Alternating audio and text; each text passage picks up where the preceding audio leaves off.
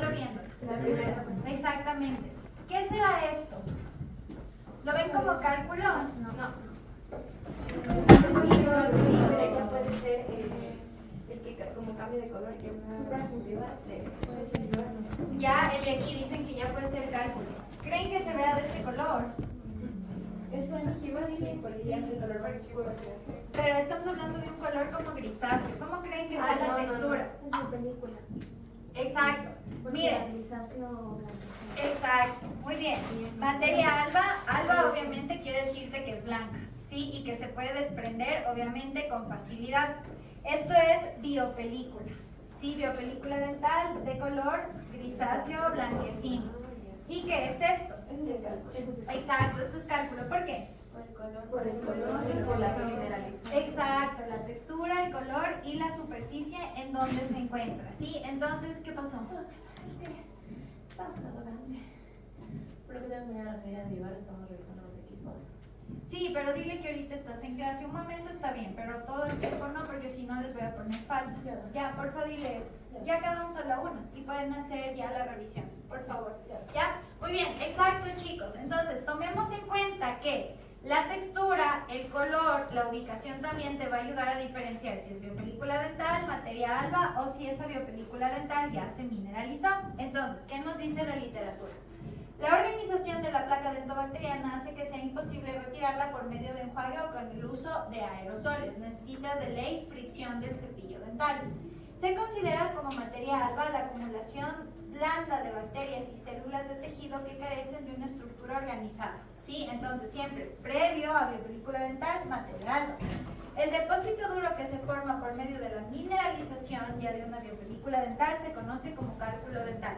Y netamente esto ya no se va a poder eliminar por cepillado dental, sino por uso de ultrasonido. No se llama Cavitron, se llama ultrasonido. Cavitron es la marca, ¿sí? Entonces no quiero escucharlos en la clínica decir Cavitron es ultrasonido. Muy bien. La placa dentobacteriana, de acuerdo a la localización que tenga, se va a dividir en supragingival y subgingival. ¿Qué significa supragingival? Que se va a mantener por encima del margen gingival o sobre él, ¿sí? Y cuando hablo de subgingival, quiere decir que esa placa dentobacteriana ya penetró en el surco gingival y se ha localizado a nivel del surco gingival, incluso apical al epitelio de unión. ¿Sí? Eso significa que se localiza subgingivalmente. Ahora la pregunta es, ¿cuál se forma primero? ¿La placa dentobacteriana subgingival o la supragingival? ¿Por qué la subgingival? ¿Cuál creen que se forma primero? ¿A nivel supra o ya internamente subgingival? Supragingival. Sí, la primera que se forma es la supragingival y posteriormente, si no se va retirando, se va haciendo subgingival, ¿sí? Y obviamente también va a seguir el transcurso de la mineralización si no se termina de eliminar por un tiempo determinado, ¿sí? Entonces, la placa dentobacteriana supragingival suele presentar una organización estratificada, es decir, por organización, por estratos. Los cocos gram positivos y los bastoncillos pequeños predominan en la superficie de los dientes, mientras que los bastoncillos y filamentos gram negativos junto a espiroquetas predominan en la superficie externa de esa masa madura. Estamos hablando entonces de la placa supragingival. Más cercana al diente, los microorganismos que primero se van a formar, ¿cuáles van a ser?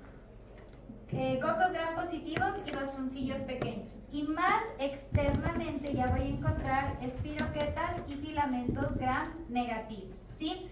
Cuando yo hablo de una placa dentobacteriana subgingival, netamente voy a tener anaerobios. ¿Por qué?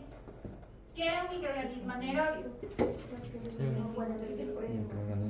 Exacto, porque las cantidades, proporciones de oxígeno disminuyen y generalmente la mayoría de anaerobios son gram negativos. Entonces acuérdense siempre que los microorganismos subgingivales generalmente son anaerobios y gram negativos.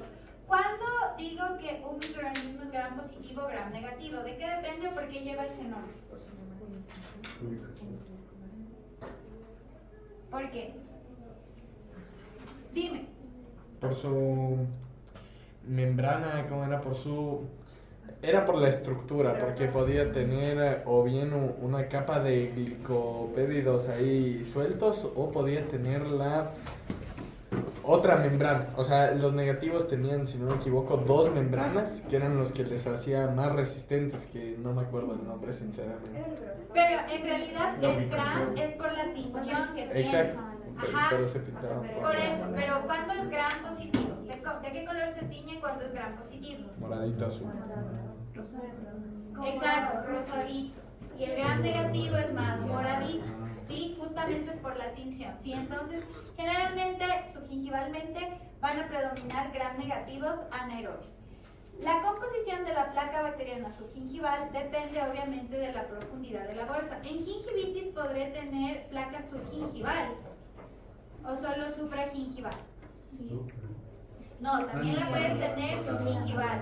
Incluso puedes tener cálculo subgingival en gingivitis, siempre y cuando no sobrepase los 3 milímetros. Obviamente, si ya se está formando una bolsa periodontal, dentro de esa bolsa periodontal vas a tener biopelícula dental, incluso mineralizada, que ya ha formado cálculo y que ya ha roto el límite del epitelio de unión y ya está produciendo pérdida de inserción.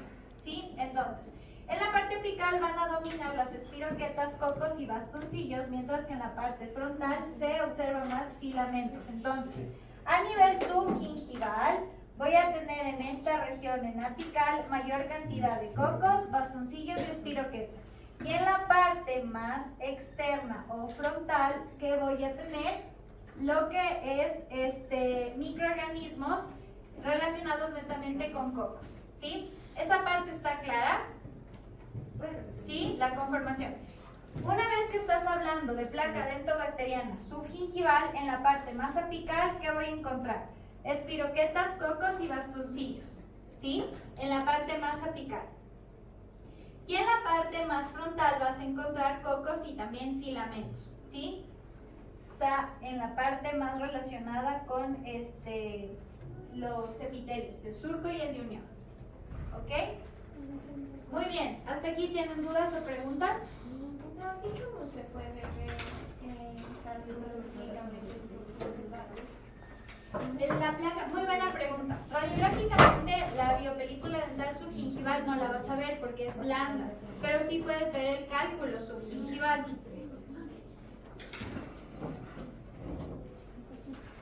Mira, logran ver que en esta superficie hay irregularidades, que no está totalmente regular el esmalte ni el cemento, a diferencia de la superficie de acá. ¿Qué ven aquí? Como unos piquitos. Exacto, como unos piquitos, exactamente. Esto es cálculo subgingival. Entonces, respondiendo a tu pregunta, solo el cálculo se va a poder ver en una radiografía subgingival. ¿Por qué? Porque es mineralizado, porque es tejido duro. La placa dentobacteriana subgingival no la puedes ver porque es tejido blando. Es como que te dijera, identifica ahí el epitelio del surco y el epitelio de unión. No es viable identificarlo.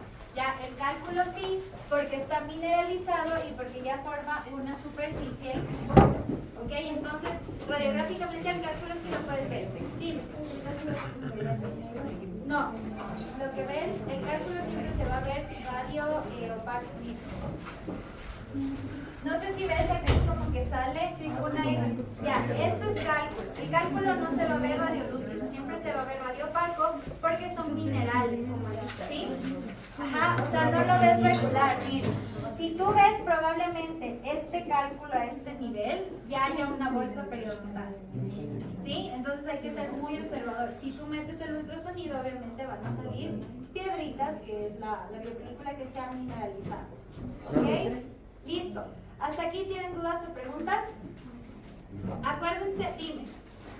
¿Y cómo? Usted dice que si acercamos el ultrasonido saldrían las piedritas, aunque sea subgingivalmente. Sí. ¿Cómo le retiramos por completo para que no queden restos? A ver, primero lo que tienes que hacer es eliminar el cálculo supragingival para que puedas ingresar subgingivalmente. El mismo epitelio de unión te va a dar una resistencia, ¿sí? Sin que tú hagas tanto esfuerzo cuando ya tienes una bolsa periodontal. La misma punta del ultrasonido se va a profundizar. tú vas a sentir que se profundiza hasta a veces completamente. En ese sentido, para asegurarte que eliminas completamente, tienes que hacer un raspado y alisado radicular, porque la punta del ultrasonido no va a llegar a regiones donde las curetas sí van a llegar. Si estamos hablando solamente de una gingivitis donde el cálculo es subgingival, tú vas a sentir esa resistencia de parte del epitelio de unión. Y cuando ya sientas con el ultrasonido una superficie totalmente lisa, estás obviamente consciente de que ya se elimina el cálculo. Sin embargo, cuando estamos hablando de raspado y alisado radicular, van a haber regiones donde se insertaban las fibras de Sharpie que se va a quedar barrido de este cálculo dental, donde no va a llegar la cureta. Para eso necesitas irrigación con clorhexidina. La clorhexidina te ayuda a llegar a esas superficies para que se pueda eliminar el cálculo residual. Muy bien. ¿Tienen otra pregunta? ¿No? Perfecto. Entonces, continuemos. Ya dijimos que la composición netamente de esta biopelícula dental son por microcolonias, ¿sí? Que se encuentran interactuando entre sí. Es decir, si yo tengo aquí la superficie dental, se van a formar microcolonias, ¿sí? De diferentes microorganismos que están interactuando entre sí y que van a compartir incluso canales de agua para compartir nutrientes. Sin embargo, lo que la hace más poderosa a una biopelícula dental es que están cubiertas por una matriz de exopolisacárido, que no son más restos de proteínas producidas por las mismas bacterias. ¿En qué fin o con qué objeto va a favorecer esa formación de polisacáridos? Es que pueden ser degradados y utilizados por las mismas bacterias dentro de la biopelícula dental, o sea, son un reservorio de nutrientes, aparte de protección de esa biopelícula dental. Contribuyen a la protección de todas estas microcolonias, evitando su desecación y la destrucción. ¿Qué pasa si aquí llega un neutrófilo? Digamos que ya tengo la biopelícula dental subgingival en el surco y trata de llegar aquí un polimorfo nuclear que es un neutrófilo. ¿Qué creen que pasa? ¿Podrá introducirse? ¿Por qué? Por la capa que los protege. Exacto. ¿Qué creen entonces si esto que ya está conformado no se puede eliminar? ¿Qué función tendrá el neutrófilo? Evitar que microorganismos abarquen más espacio subgingival. Exacto, Mari. Muy bien, tienes más uno en el... Ay, al fin. Sí, verán, escúchenme. Se supone que en salud yo tengo neutrófilos. ¿Cuál es la función de los neutrófilos? Evitar que se forme toda esta biopelícula dental. Sin embargo, si el paciente no se cepilla los dientes, por más neutrófilos que haya, va a formarse esta biopelícula dental.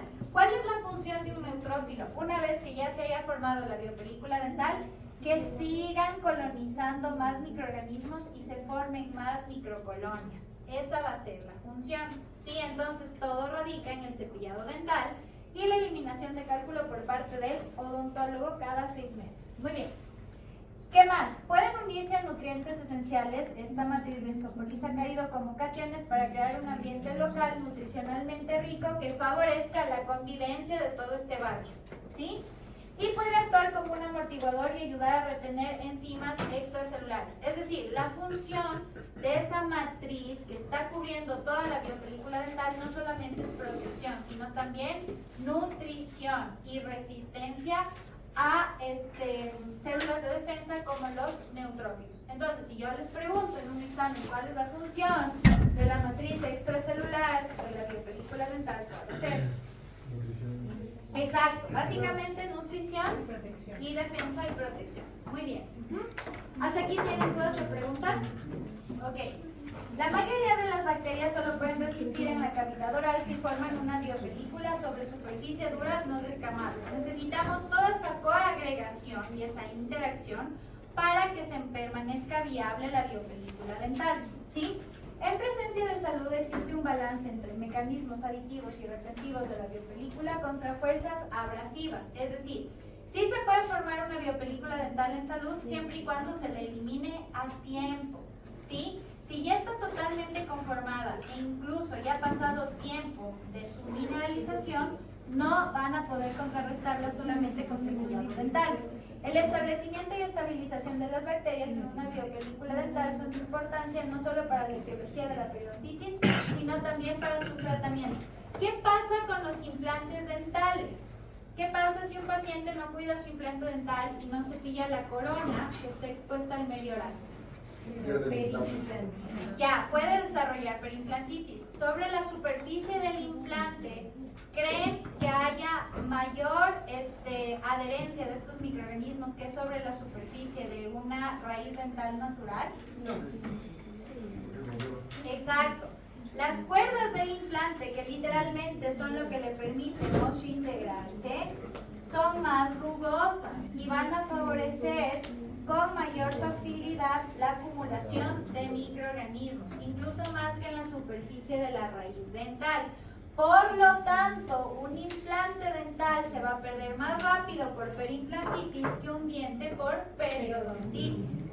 ¿Sí? El hecho de que el implante dental no tenga ligamento periodontal reduce el aporte sanguíneo. Acuérdense que uno de los tejidos con mayor aporte vascular a nivel periodontal era el ligamento periodontal. Si el implante dental no tiene ligamento periodontal que está totalmente fusionado al hueso, no va a tener la misma cantidad de células de defensa que un diente natural. Por lo tanto, se va a perder más rápido si el paciente no lo cuida. Una vez que se coloca el implante dental y se rehabilita, el paciente debe ir cada cierto tiempo a fases de mantenimiento, que significa eliminación de cálculo, a veces se les afloja la corona si es atornillada, a ajustarla, porque de lo contrario el implante dental se puede perder. Entonces ustedes no pueden vender un implante dental sin antes explicarle al paciente que una higiene deficiente puede hacer que lo pierda y se evitan demandas también. ¿Sí? Muy bien. ¿Dudas o preguntas? ¿No? Entonces, hablemos ahorita del mecanismo fisiopatológico de cómo se empieza a formar esa biopelícula dental. Aquí tengo una estructura dental. Todo lo que ven aquí es esmalte, ¿ya? Y obviamente, dependiendo de la región, dentina, cemento y aquí también dentina. ¿Qué pasa aquí? Empieza a haber primero una asociación. ¿Qué significa? Que ya se formó la película adquirida porque el paciente se cepilló los dientes. Cuando hablo de película adquirida estoy hablando netamente de proteínas y glicoproteínas. No hay microorganismos todavía en esa superficie. Si el paciente continúa sin cepillarse los dientes, se forma ya la materia alba, que significa que ya empiezan a adherirse los primeros microorganismos. Sin embargo, la adherencia no es tan fuerte, netamente son por fuerzas físicas, pero no componentes biológicos como receptores o adhesivos. ¿Sí? Entonces, empezamos con una asociación en donde sobre la película adquirida empiezan ya a colonizar microorganismos por fuerzas físicas, nada más. Posteriormente, en una fase de adhesión, ya empiezo a tener una unión de microorganismos y esa superficie más fuerte. ¿Por qué? Porque los microorganismos que ya empezaron a adherirse ya tienen receptores. Por lo tanto, esa fuerza no es solo física, ya es más biológica. ¿Sí? Y esa película ya tiene también, tienen adhesinas los microorganismos. Y esa superficie, en cambio, tiene receptores. Ya, entonces nos damos cuenta que a medida que el paciente deja de cepillarse, la fuerza en que los microorganismos empiezan a adherirse al diente va a ser mayor. No va a ser ya solamente física, sino también ya biológica. ¿Sí? ¿Hasta aquí tienen dudas o preguntas? ¿Qué ven aquí? ¿Quién me puede decir qué es esto? Esas ya son las primarias, es una comunidad primaria. Ya, pero ¿cómo se conoce? ¿Qué es esto? ¿Qué es esto y qué es esto? Colonización. Exacto, ya son microcolonias. Ya, entonces, en una fase posterior, que es la proliferación, ya empieza a haber colonización primaria de microorganismos. Es decir, ya es una placa dentobacteriana en sí que empieza a organizarse.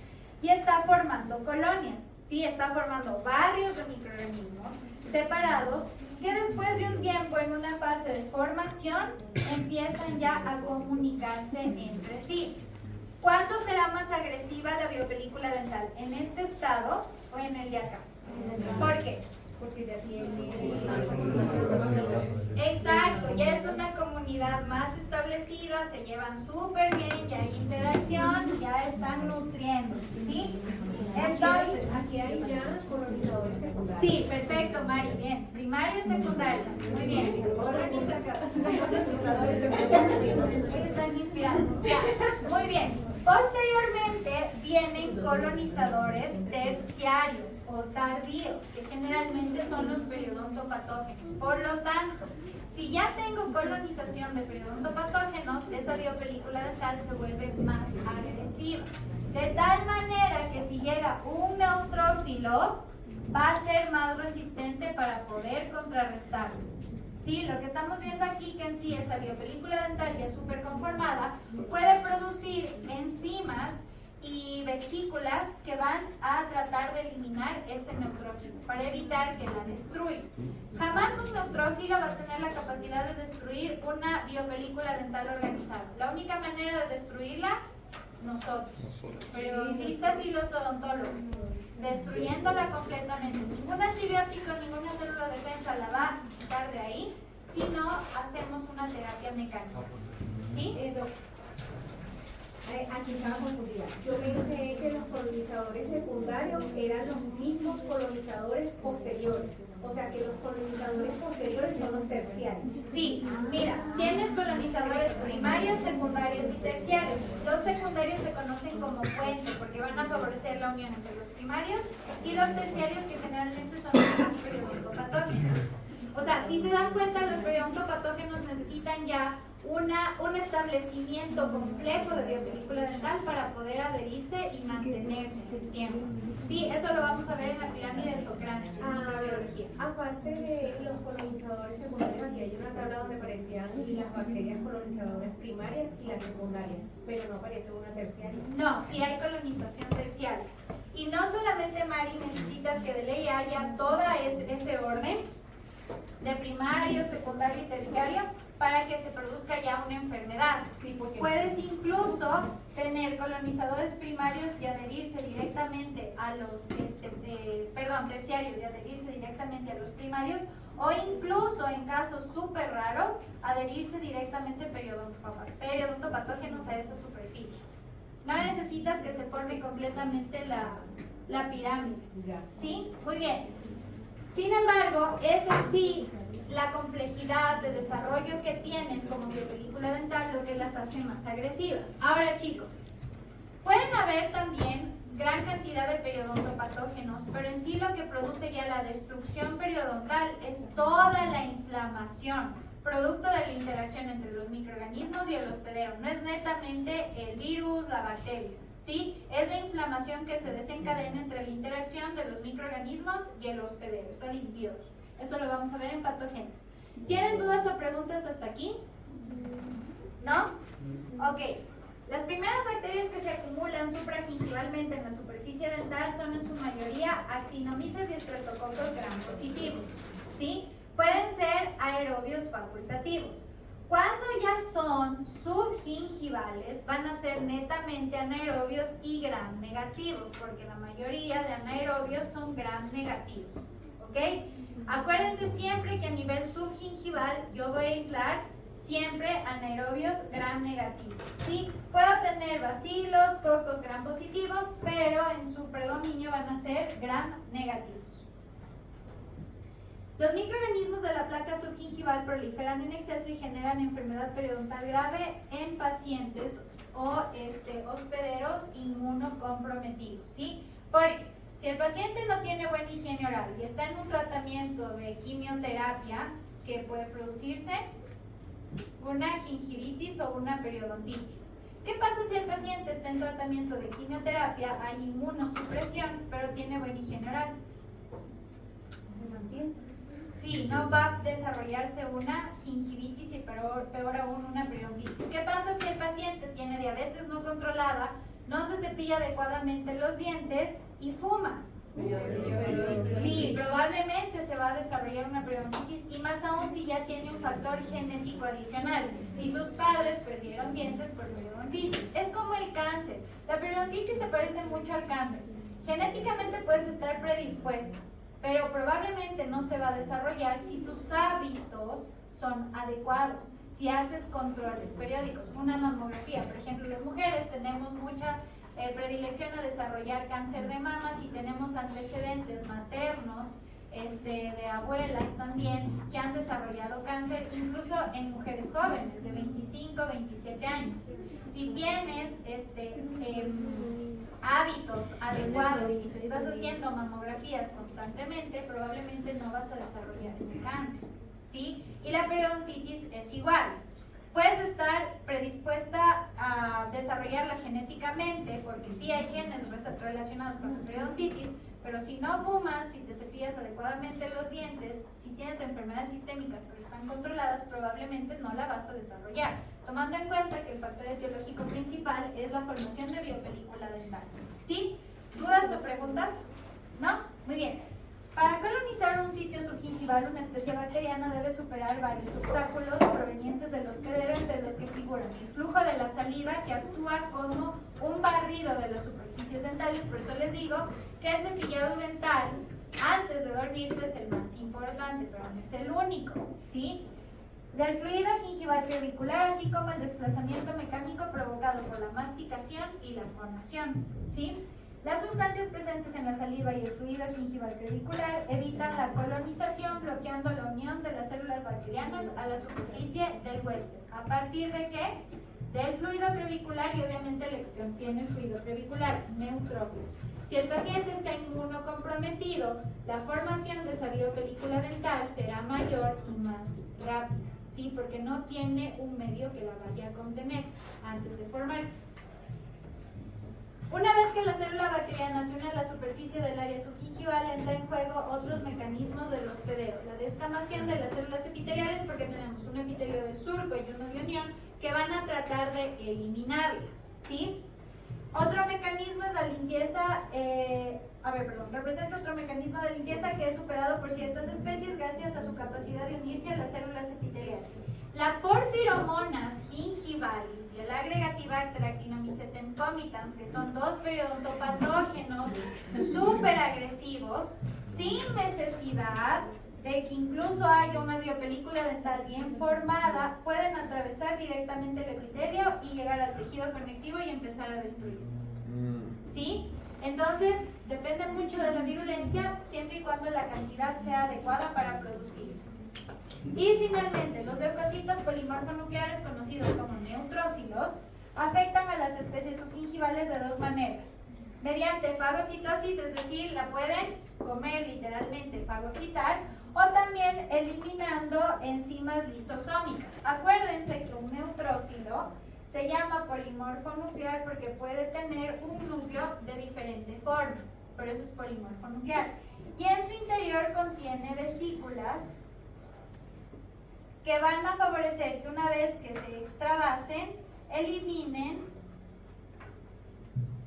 contenido para poder contrarrestar ese microorganismo, esa bacteria. Entonces ese neutrófilo va a contrarrestar esa bacteria de dos formas: se la come, la fagocita, o elimina vesículas lisosómicas para destruirla. ¿Sí? ¿Esa parte está clara del neutrófilo? Muy bien. ¿Hasta aquí tienen dudas o preguntas? Ok, chicos, llegamos hasta aquí ya porque es un tema pesadito.